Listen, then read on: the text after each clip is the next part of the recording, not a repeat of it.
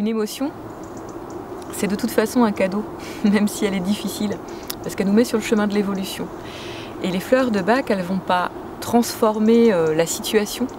Par contre, elles vont vraiment nous aider à transformer en nous-mêmes l'accueil qu'on fait à cette situation, le ressenti qu'on en a et la compréhension de soi-même.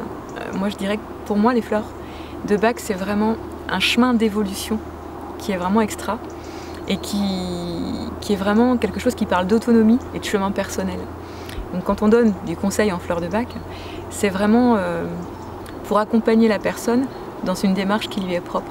C'est des petites fleurs que je trouve particulièrement belles parce qu'elles sont toutes puissantes, vraiment. C'est-à-dire qu'elles ont une capacité vibratoire qui fait qu'on peut très bien les prendre, même si on est accompagné par une chimio lourde, ou si on prend de l'homéopathie, ou si on prend de l'allopathie.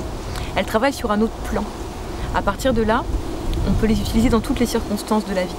Donc dans les émotions du quotidien, qui des fois nous brassent déjà pas mal, et puis dans toutes les situations où justement on va être dans la nécessité de vraiment d'ouvrir, d'accompagner, de gérer nos émotions. On parle de gestion des émotions, c'est peut-être pas très joli comme mot, mais c'est assez juste dans le sens où soit nos émotions sont nos meilleurs amis, soit elles sont nos pires ennemis, parce qu'elles nous mènent par le bout du nez, parce qu'on rentre dans un processus douloureux, un processus de souffrance, un processus de refus, d'ignorance, d'amnésie.